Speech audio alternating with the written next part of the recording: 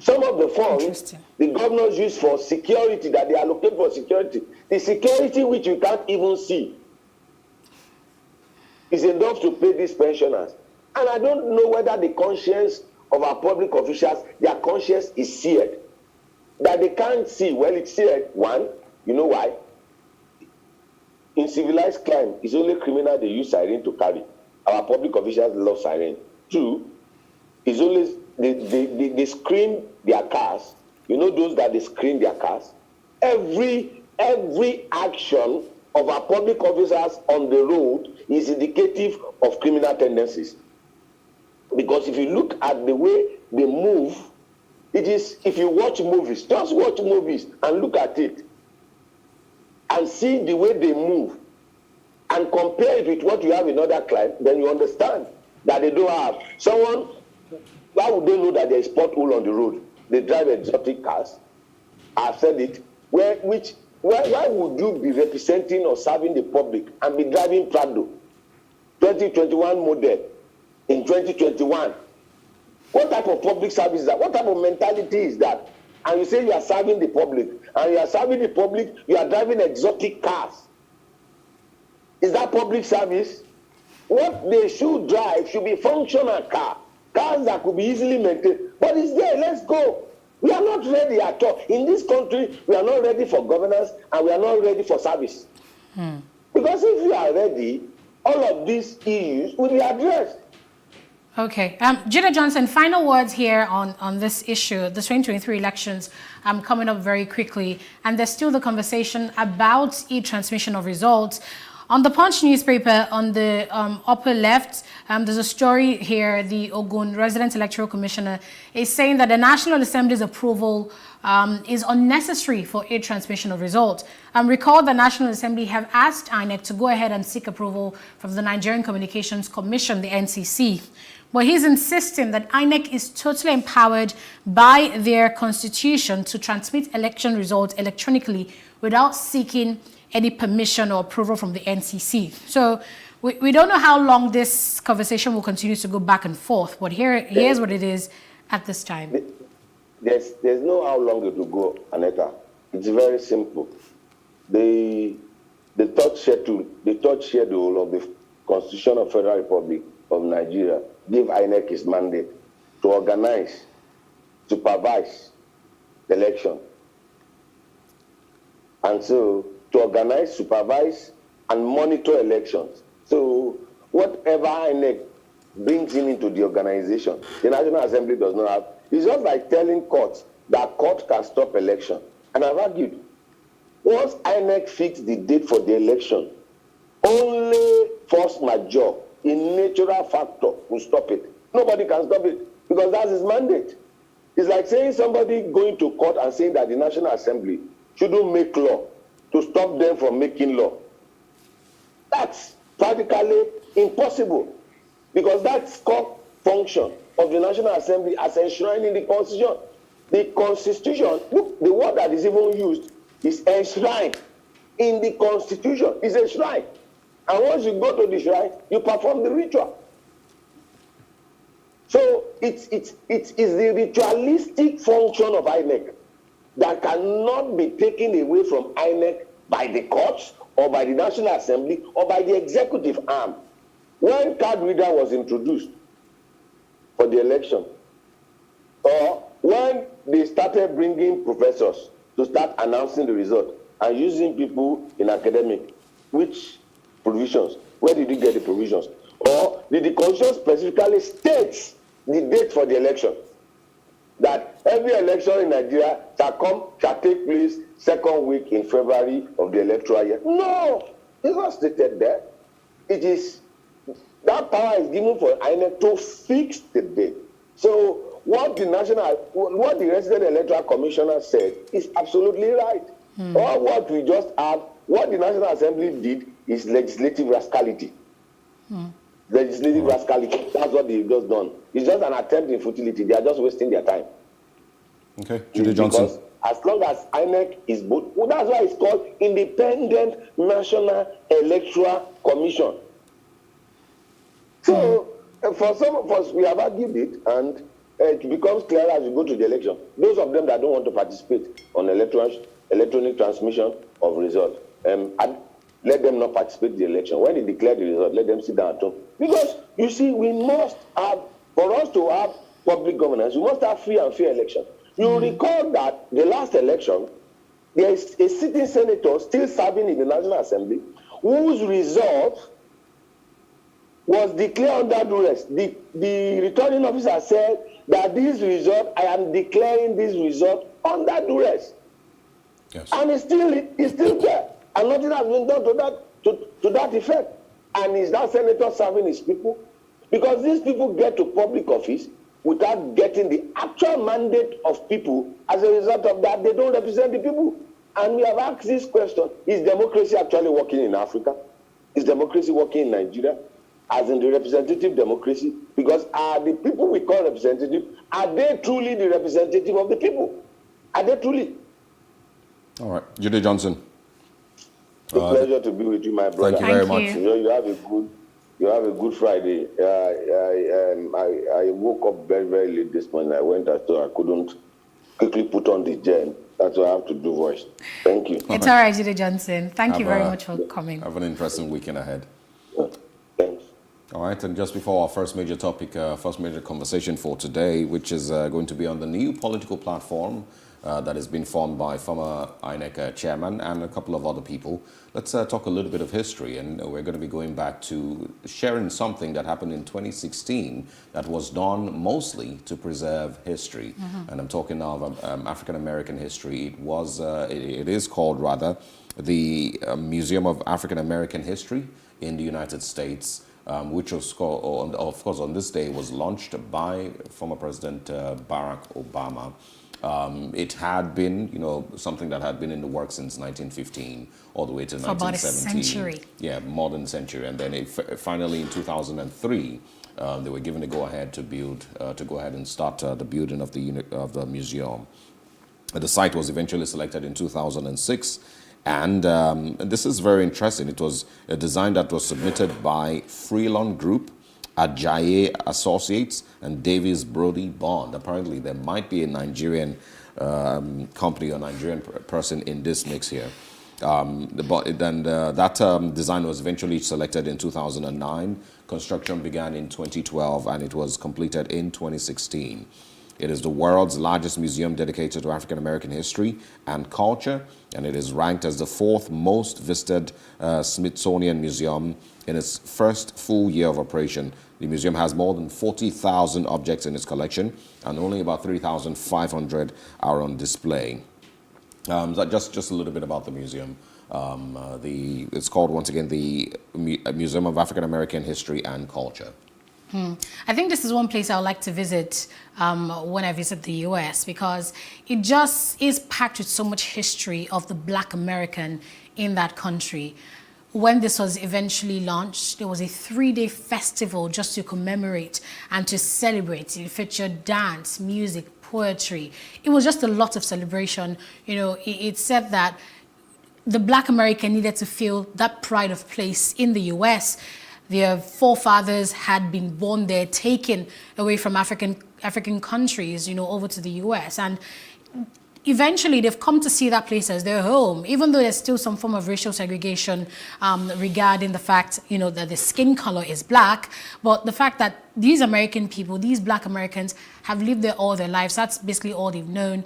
That respect needs to be there, that respect for African culture, African history, and the Black person in the US. So this really was a historical moment, the opening of this museum in the US on this day. Beautiful cultural galleries there, and lots of things that really just takes you back to your forefathers in Africa. So yes, good one. And I think it's also, because of the importance of history and, how they've also been able to see how vital it is to maintain history and, have a place where people can always, reach out to learn more about what their past was like, Connect to their history was roots. from. Yeah. In Nigeria, there's always been criticism, with regards our preservation of history and preservation of, where we're coming from. Museums, are almost non-existent in the whole country. history books almost do not exist. You know, if you go online and check for information on certain things, parts of Nigeria's history, you would find absolutely nothing. History books actually exist. I studied history. History books exist, but not to the depth that you would have expected. You know, the funny thing is, I learned more about African history reading books by foreign authors, and that's just the irony of it, because we have always believed in oral tradition. You know, the reading writing thing came about with, you know, colonization. So we believe in oral tradition, but we know the challenges with that is that the memory fades. You know, your memory can be edited, people forget. So that really has been the challenge. So there are history books, just to clarify that, but we need to do much more regarding preserving our history. History that is written by a foreigner is not your history. If you don't have enough history that's written by people who actually lived through or passed through, you know, that those bits of information to people still, you know, in Nigeria, then it's almost... Nigerians have written history books. Nigerians have... Well, just saying that, more needs to be done. It's not like it's non-existent. Of course there are, but more needs to be done regarding preserving our history through using museums, through writing more books, through telling our stories in the media and all of that. All right. First major conversation for today. We're going to be back after this short break, and we're talking about the new political force. As always, every 4 years, there's something called a third force. This time, it's been, you know, pushed by former chairman of INEC, Atahiru Jega, Professor Patu Tomi, former Governor Donald Duke, and a few others. And we're going to be talking about that after the short break here on The Breakfast.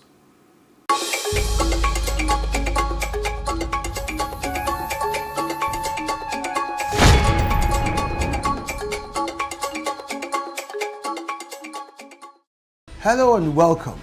It's Nimasa This Week, the voice of maritime.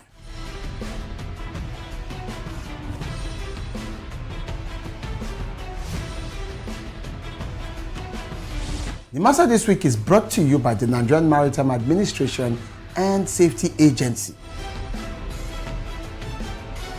Statutorily mandated to ensure that there is regulation and promotion of matters affecting our waters.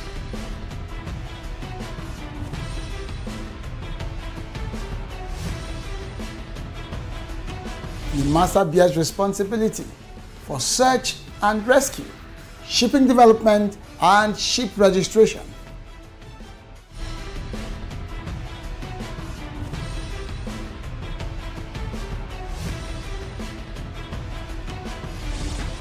NIMASA This Week, the voice of maritime, showing on this channel.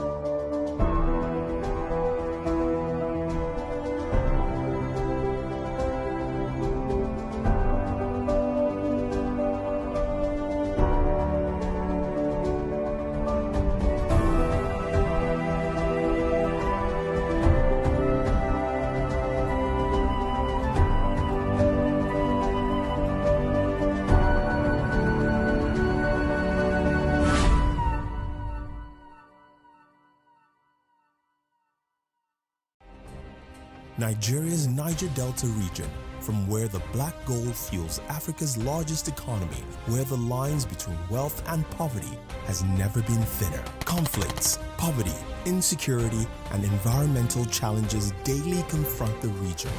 How can the Niger Delta story be changed for the better? Join Mamude Akuga at 9 p.m. every Friday evening on PlusTvAfrica as he probes deep in search of solutions. Inside the Niger Delta with Mamude Akuga, the authentic voice of Nigeria's oil-rich region.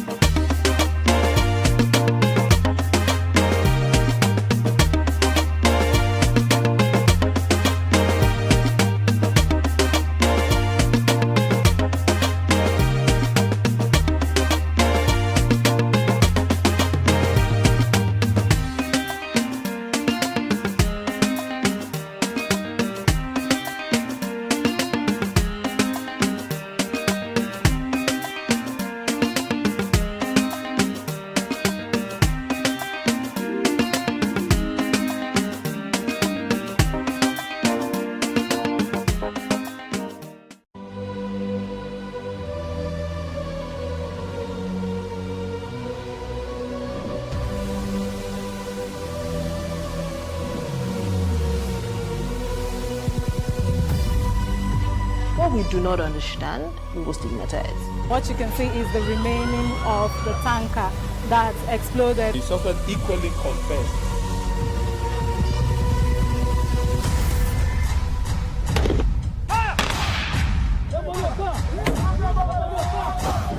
A 500 naira they collect them. If you no talk, then go beat you. Now 2,500 they pay.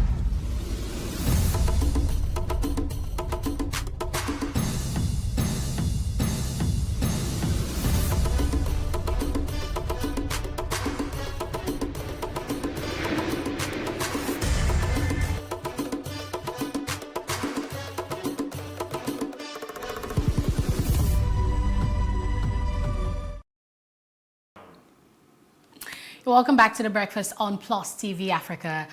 By this time next week, which is next Friday, October 1st, 2021, prominent Nigerians will be coming together to basically flag a mega party, which is going to be like a third force in the country. The prominent Nigerians we're talking about include former INEC chairman Atahiru Jega and political economist Pat Utomi. Let's now invite our guest to talk more about this. He is the former special advisor Ikunabo in Kotaria. Good morning. Thank you for joining us. Good morning. All right. Let's talk about this planned political party. Is this what we need, and is the timing right? Well, if it's about what we need, I mean, when political engines are revved up, especially at this time, this period of the year, of the political year, you expect such, I call them vagaries and vicissitudes of politicians and political parties. People will want to form political parties for different reasons. One, they might want to form the political party believing they can hew out the stone of hope from a mountain of despair, as Nigerians are right now. So, secondly, they believe that they don't have the chances in other political parties like the APC and the PDP, so the best thing is to come up with a political party with which they are going to launch their ambitions. You know, we've had this talk of salvation. I mean, it awakens reminiscence of the military area when one military government plots a coup, which in most cases the coups are egocentric. They plot a coup, and the excuse they give is that the previous military administration that I just announced wanted to plunge the nation into anarchy, both political and financial, and so they are the redeemers. We also saw a situation with the APC where it propagandized that it was the redemption party, and today we are all witnesses to the fact that it's worse than the PDP that it took over power for. So for the causal reasons, I mean, people form this political party. But the fact is, you asked the question, is it right? If you say, is it right? It is in sync with our constitutional provisions, freedom of association, and it's the discretion of those who are going to form the party and when they deem fit. If they believe that this is the right time, well, so be it for them. But my worry actually is, will the new political party be able to wrestle power from the APC? That is the vexed question. Because when you talk of trying to oust a political party in power, you must go beyond credibility to financial strength. Do they have the financial strength, that financial muscle? Especially when you consider the fact that Nigerians are impoverished, Nigerians are hungry, and in the next coming elections, gastric considerations, Nigerians will think of those that will give them money, those that will address their immediate welfare. Because you see, Nigerians no longer believe in our politicians. They are tired of the high blood pressure of the certain rhetoric.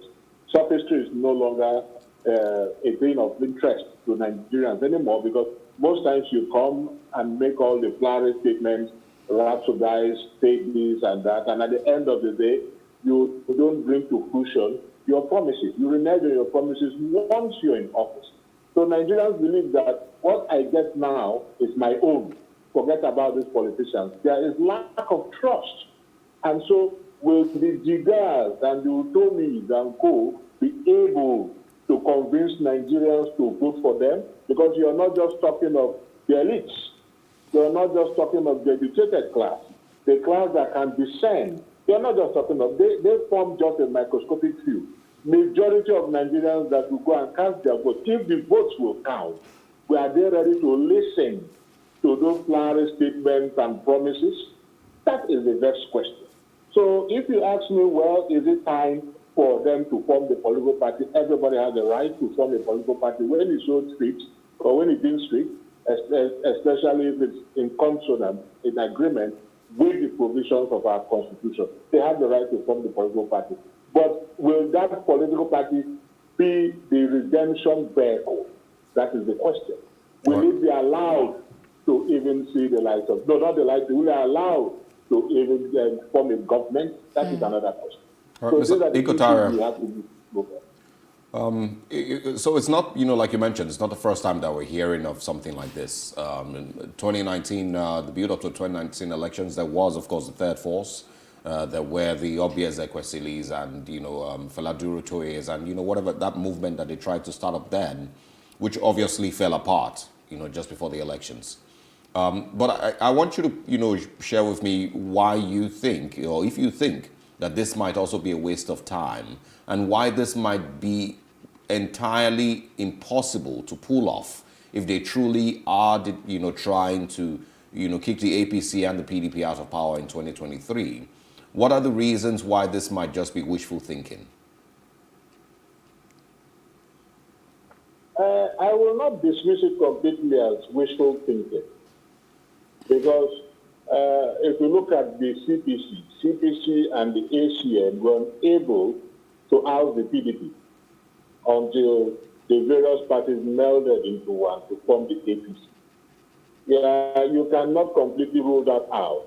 You might have some disgruntled party members, like in the PDP, in the APC, especially when you consider the inclusion in these two political parties. In fact, in the case of the PDP, an explosion in these two political parties. Some might see this third force as a succor, an avenue to ventilate their political whatever they have, maybe thoughts or political activity. But having said that, so you don't just dismiss it completely. You can't dismiss it. And I don't think those that are forming the party, the Jigas and the Utomis, believe that they can do whatever, achieve whatever they want to achieve on their own steam. I don't think so. I think they are also dependent on aggrieved political parties from APC and PDP and maybe all these other smaller political parties. I think that is what they are banking on, because it will be batting on the sticky wicket to think that you can just win an election based on your credibility. Nobody is interested in that. Even if people are interested in that, it's not going to be possible because you don't have the financial muscle. You see, credibility is good, but in Nigerian politics today, finance is key. You don't go and talk to somebody that is hungry, that don't worry, when I get into office, ask your son to stay back. When I get into office, he's going to continue with his education. I mean, you're just talking to me very straight. Oh, don't worry. Even if your wife dies in the hospital today and you cannot afford it, by the time I get into office, I'm going to ensure we are going to resuscitate our health sector. What are you talking about? The man is talking of now and not the future. And Nigerians no longer believe in politicians who are futuristic, because politicians have disappointed a lot of Nigerians. So that confidence is no longer there. So that is what might be the bane, that might be the problem. Because if you talk of credibility, of course they have the credibility. But what of the clout? And when you talk of the clout, you're talking of money in politics. That is money. Look, you might be highly respected in the society. Look at Gani Film. With all the respect, the reverence, and so on, he didn't win. Yeah, but and he didn't win for twin reasons. One, he didn't have the clout. No, that is the truth. The common has then number two, the system. But I believe with INEC, if you talk of the system, with the innovations, what are the innovations going on in INEC right now, I strongly believe that the issue of the system might not play a major role, especially if the electronic transmission is being done. It might not really play a major role. But it is very easy for Nigerians to be whittled into whatever, provided you have the money. And I believe that these persons don't have that money. Okay. So money for what exactly? Please clarify exactly what the money is for. Money, let me state unequivocally, money to buy votes. Are you saying that elections cannot be won fair and square in the country, and that they need to be influence of money politics for any politician to win in Nigeria? Before now, a free and fair election after the 1993 election, free and fair election is a fleeting illusion. I can tell you that. From after the 1999 to date, they've always bought votes, they've always rigged the elections, up to the 2019 election.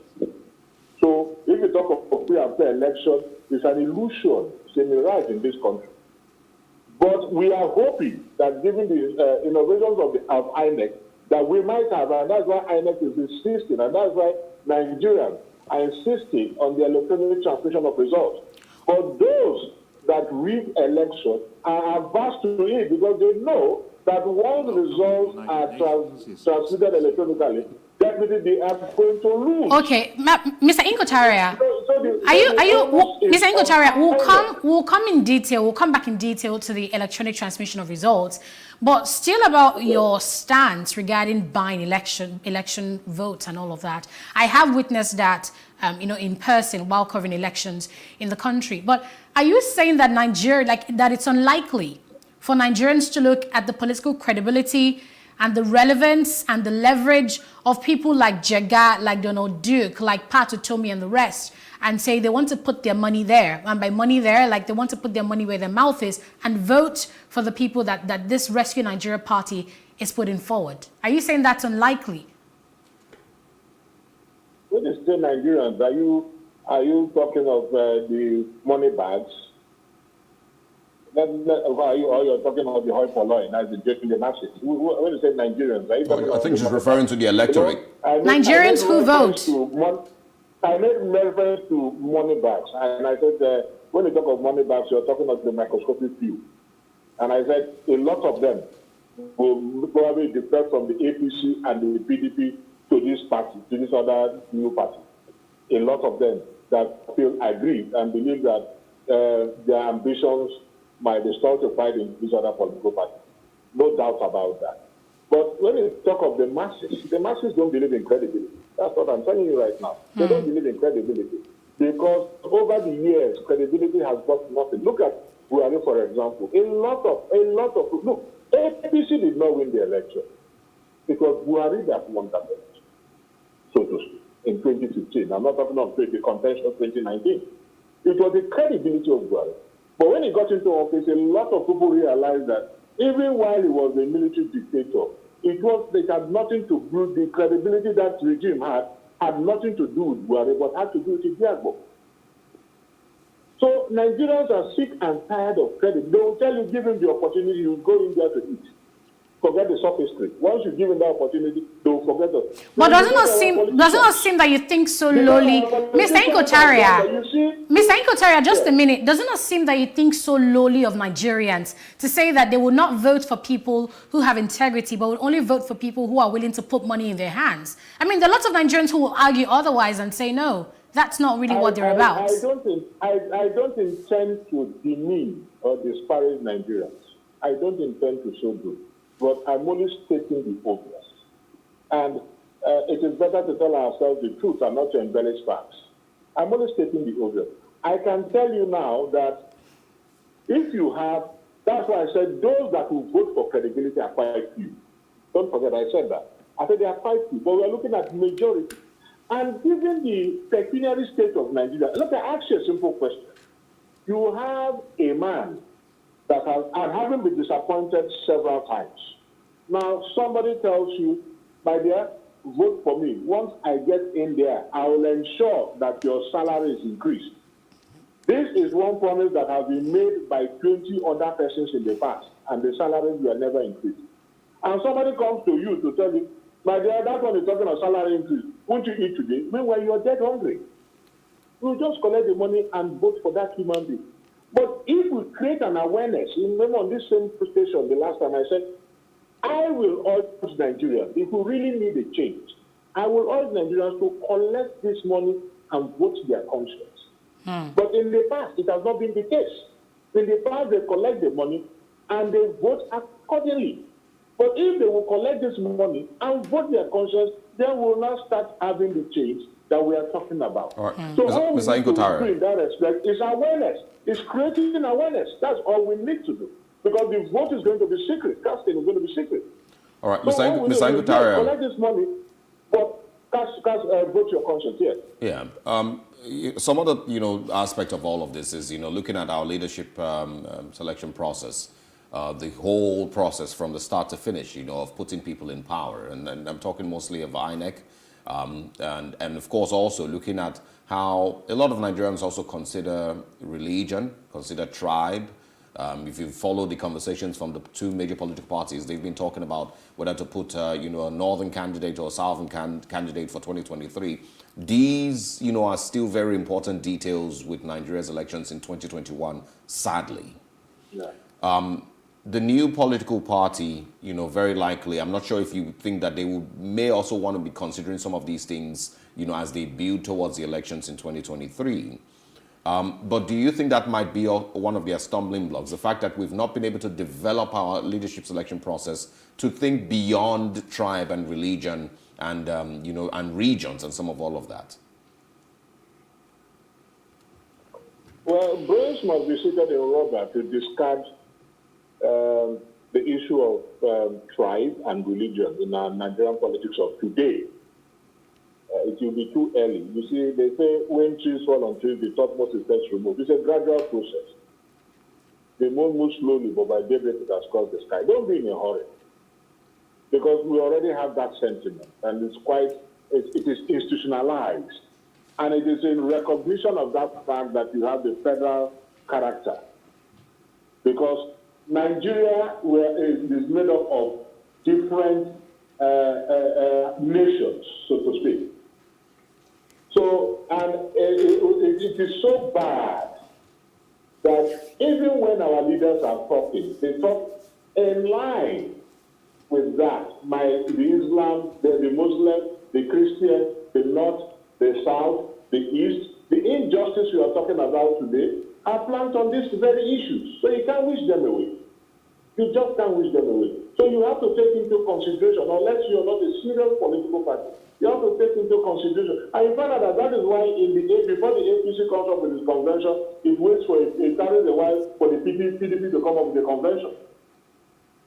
Now, this same mega party, I think that will be formed on the 1st of October or thereabout, will also follow suit. Because if you don't take into consideration this sensitive issue, then you will make it a very big mistake. A very big mistake. It has come for now, and I believe in the next 10 years, it will be the practice. It will be the practice. It's a gradual process. But you cannot completely wish it away, because even in America, you have why do you have the electoral college? The electoral college is to take care of the smaller states that ordinarily would have been considered because of their population. That's why you also have the electoral college. So every democracy in every country has its nuances, which you must take into consideration in the practice of the politics. So I don't think that is a problem. I don't think that is a problem. Though we almost got away from it during the Abiola Tingibe election. Both Muslims, but Nigerians voted for them because of the credibility of Abiola. Nigerians didn't bother. So it's a gradual process. After that, the situation got better because of the bad leadership we had that accentuated religion and region. Ethnicity. So it's a gradual process. It's a gradual process. If we have somebody that is credible enough, I believe we have somebody that is credible enough that most Nigerians believe in, it will eventually change. But it cannot be So, yes, it cannot be so rapid. It's a gradual process. Okay. And we must take those two issues into consideration in our politics. Interesting. Mr. Ikpunabo Inkotaria, former special advisor to the Rivers State Governor. We thank you very much for coming on the show today to talk about the Rescue Nigeria Party and how much of a formidable thought force it might be in the 2023 elections. Do have a wonderful day. Thank you. Good morning. Good morning. All right. Next, we're going to be speaking with Maxwell Adeleye, who is Director of Public Communications for NINAS, who, of course, have continuously spoken about a rally at the United Nations to push for, what's the word now? They basically say they want a referendum. They want the Constitution the to be amended and all of that, yes.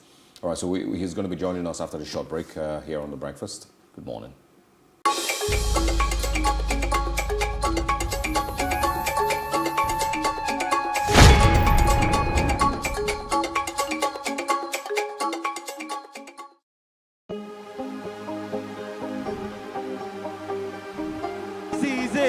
For upcoming artists to blow in Nigeria.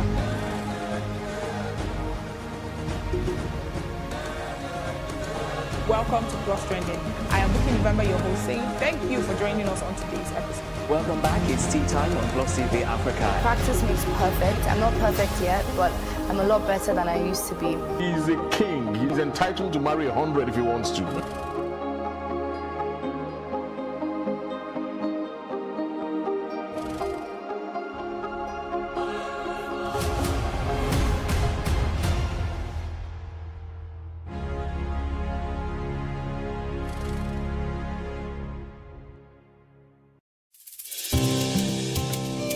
For me, I wanted to change that culture. I didn't believe that until you see a white man or you see a foreigner in the kitchen before you can believe that, good food is going to come out of that kitchen.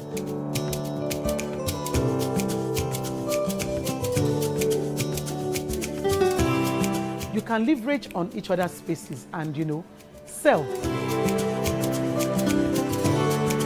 We believe in Nigeria, right? We believe that Nigeria can get better.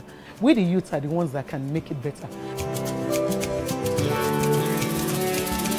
And my products are proudly made in Nigeria.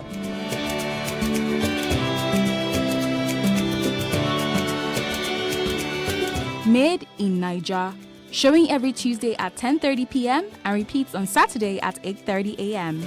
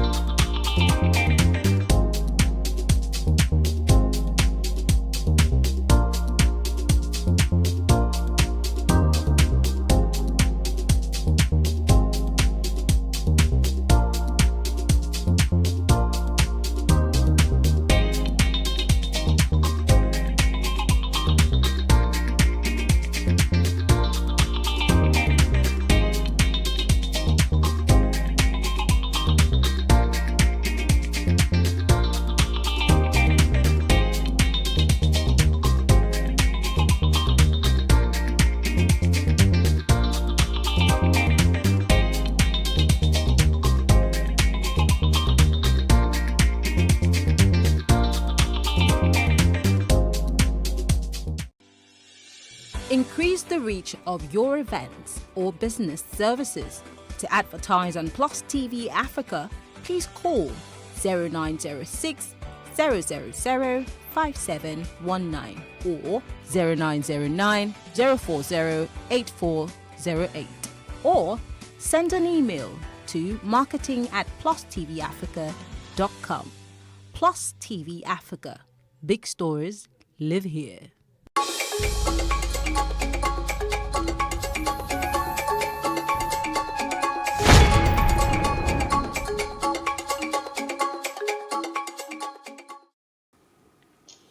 Welcome once again to the breakfast here on Plus TV Africa.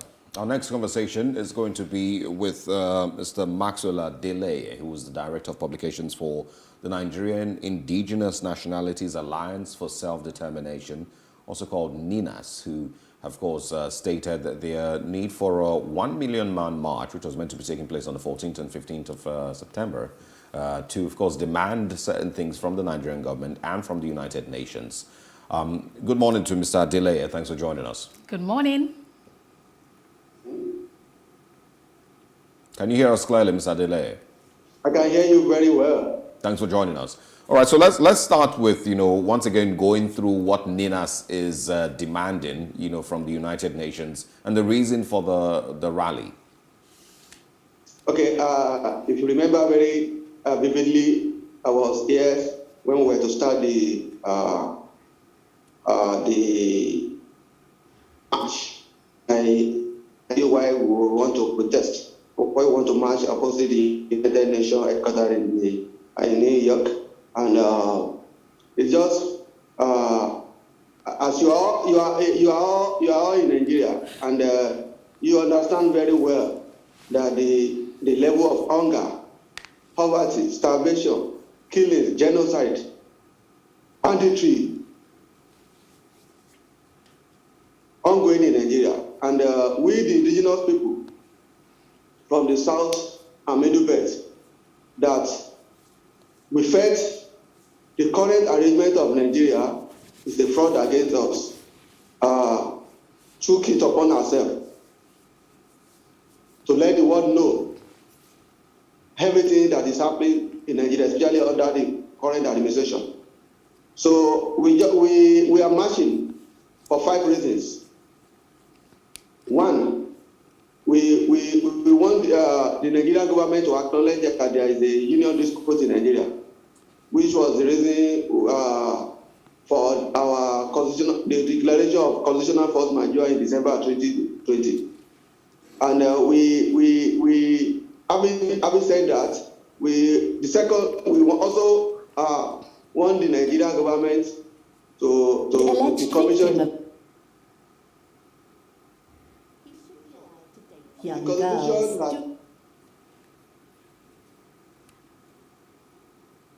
Mr. Adeleye, can you hear us?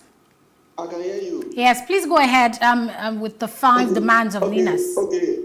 We want the second demand is we want the current constitution of 1999 constitution of Nigeria to be decommissioned because it is a fraud. None of our fathers were aware when it was passed into law. It was military imposed constitution. So the constitution that is using the wealth of the South and Middle Belt people to feed a few people in the North should be decommissioned. The third one is that we, the indigenous people from the South and Middle Belt, want the 2023 general election to be suspended until we have a new constitutional arrangement. Oh. So if the constitution is decommissioned, if we don't want any general election, not staggered election, but general election like that of 2023 to be conducted under this fraudulent constitution. Then the fourth one is that we want a transition government that will now give back to the fifth demand, which is the referendum.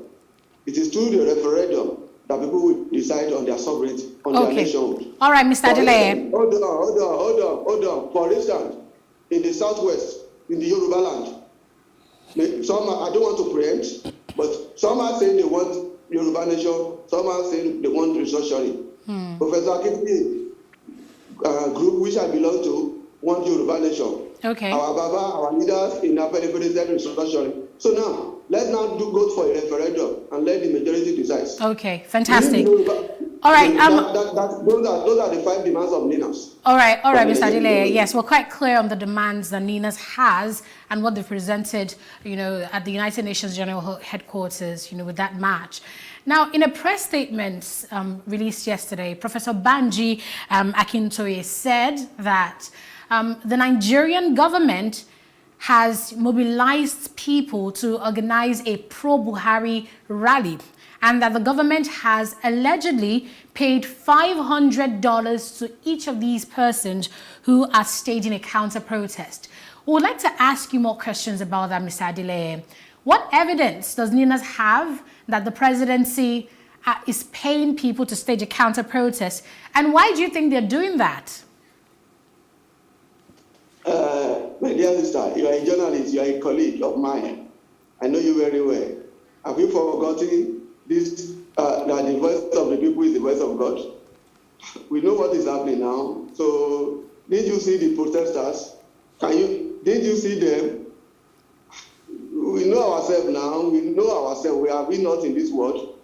So I don't want to say more than that. I'm saying, what's the evidence that you have that $500 was paid to people for staging a counter-protest? The people protesting, are they not human beings? Have you seen, don't you have videos, in Nigeria, don't you have videos of higher protesters fighting after protest over money? Okay, so please, let's just, don't let us go there.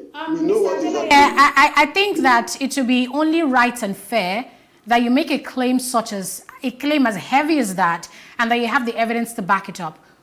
So we're journalists and we're sitting on the fence and we're asking you, if you say that the federal government has paid $500 to people to stage a counter-protest, we're simply asking for proof and your evidence. And that really sounds fair, wouldn't you agree?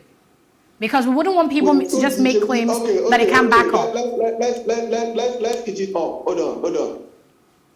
The march was an open march. The NINAS people were there. Okay? The NINAS people were there. And the one Nigerian people came. We knew, according to reports from our members, we knew what happened. And like I told you, we knew what happened. So, and I don't want to say more than that. So what happened? What happened, Mr. Adeleye? What happened was what we said, what we told you guys yesterday. All right, Mr. Adeleye. $500, I mean, it was $100 per hour, and they staged the protest for 5 hours. $100 per hour. All right, okay. That's the clarity I was expecting, Mr. Adeleye. Thank you. It's $100 per hour. And the protest, it was 5 hours. So $100 per hour is $500. So Professor Akintoye did not lie. Our people were there. The rally, I mean, the march took place in the same venue. They were doing our own. Our people were doing their own. So it wasn't an editing. Right. It wasn't an editing. I mean, Mr. Adeleye, kindly hold on. You know, why my colleague, I believe, was asking for further proof, and we're going to move away from this now. But I think why she was asking for further proof is because it could be also very easy for anybody to say, oh, NINAS protesters were paid $100 per hour, you know, and nobody is going to know where that information came from. So that's why she was digging further for proof. But let's move on from that. I want you to talk about what you hope you can achieve from this rally. Do you expect the United Nations General Assembly to tell the president while he's there to go back home and conduct a referendum, or to go back home and make changes with the Constitution? Those are not very likely to happen. So what then does NINAS hope to achieve from this rally? We will be deceiving ourselves if you think the United Nations does not have a role to play. We will be deceiving ourselves. The last referendum in the last independent country in Africa is South Sudan. We knew the role of the United Nations we knew the role. I can say very expressly that the United Nations supervised the referendum that gave birth to the independent, to the Republic of South Sudan. So that is exactly what we are looking for in Nigeria. Let the transitional government to be put in place by the people, the constituents. We conduct the referendum under the supervision of the United Nations. That is what we are looking for. And if the current president of Nigeria has been using our sovereignty and assets to borrow funds from one country to another, it means So we are now appealing to this Western power, China, America, they've been buying arms and ammunition from foreign powers. We are now appealing to these people. Please prevail on President Buhari to grant the wish of the people. Period. Okay. So since you started the match, has there been any action or statement from the federal government or from the United Nations that indicates that there's been any progress so far based on your rally? Our messages are going to, we have a feedback mechanism and our demand. And if you remember, the post-president of the presidency, our senior colleague, Mr. Alhaji Garuba Shehu, even released a statement trying to paint the protest in a bad light. So that's to tell you that what Ninas is doing is getting to the people we are sending the message to. So we hope very soon. And at least when we started this constitutional force majeure, the federal government quickly brought up a kangaroo arrangement of constitutional amendment, which is dead on arrival. If out of governance, even saying it is dead, Governor Akeredolu of those states said it's a waste of time. You heard him very expressive, saying it is a waste of time. So that is to tell you that what Ninas is doing is receiving attention. But we will not allow any kangaroo or any kangaroo constitutional arrangement. What we want is total decommissioning of the current constitution. All right. Maxwell Adeleye, thank you very much for joining us this morning. We will look forward to speaking with you again as the rally, I believe, continues. And if there's any further developments, please be eager to share with us. Thanks once again. Thank you. All right, it's a pleasure. All right. From Ninas and a rally, and of course also from the new political parties, we're going to move away from politics now and talk sports. We're celebrating the Tigers, as of course they have qualified for the semi-finals and of course the next stage of the Afro Basket tournament. And that's our next conversation. We're going to be having a sports analyst join us to share his views with us on why this Tigers seems to be progressing compared to the male basketball team. That comes up next.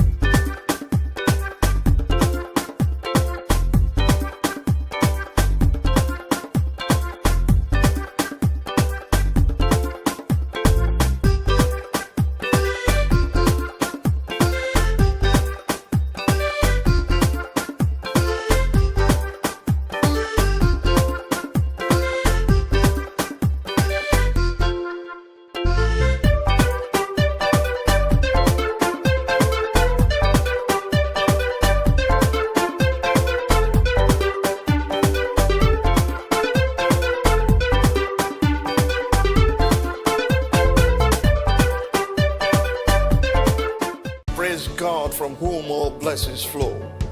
Welcome to your favorite program, The Moment of Truth, brought to you by the Citadel Global Community Church Our God is a God of salvation, far above all principality and power and might and dominion, that regardless of what happens in this season, you will escape. Say to your neighbor, there is no peace for the wicked. The lazy man does not roast what he took in hunting, but diligence is a man's precious possession. Finally, my brethren, be strong in the Lord and in the power of his might. Moment of Truth with Pastor Tunde Bakare. Sundays, 7 p.m. on Plus TV Africa.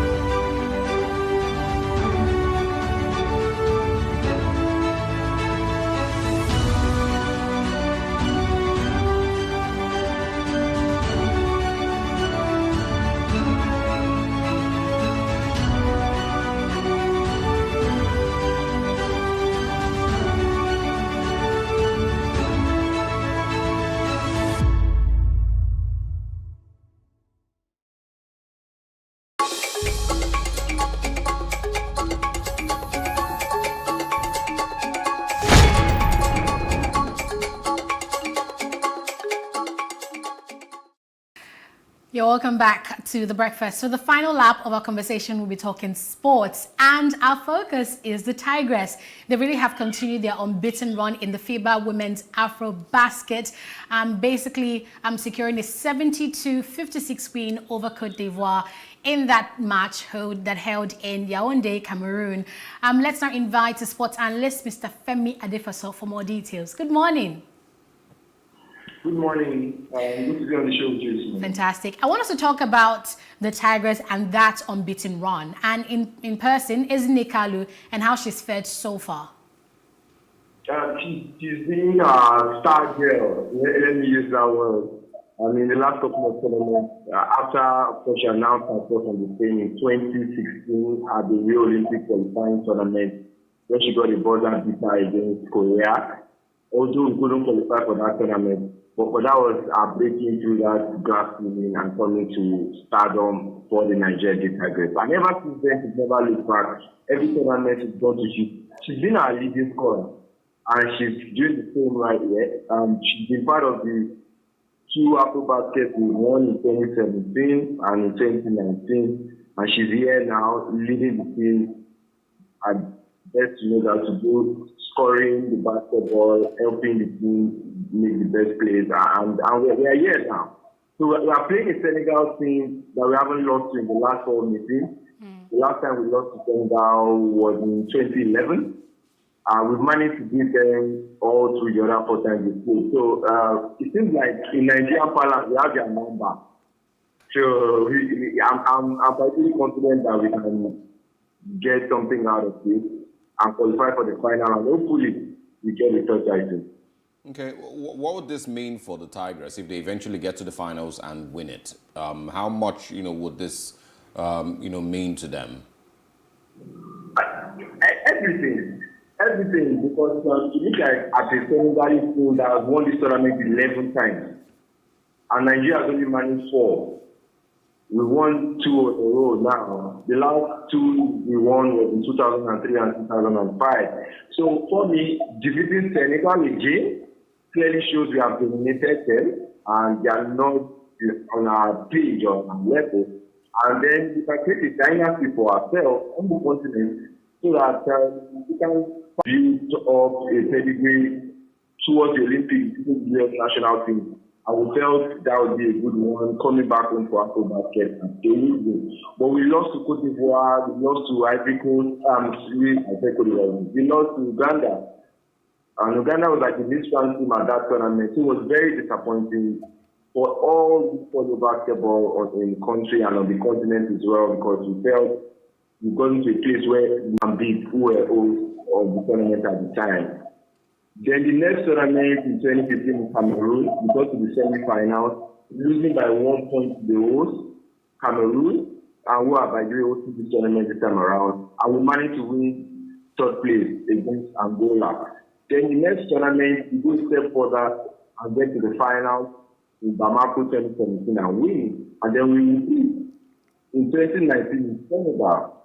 And in both tournaments, we beat the host on our way to the championship. So you can see there's a consistent rise in performance. And even the personnel hasn't changed so much. You have the likes of Sarah Buki was in there in 2011, Adora Alone was in there in 2013 as well. Even Ekalu came in 2016 and she's still a part of the team now in 2021. So I think continuity has worked best, even though we've managed to change coaches. 2 different coaches won us the tournament in 2017 and in 2019. But I think it's a factor of keeping the core of the team and ensuring that we fortify where some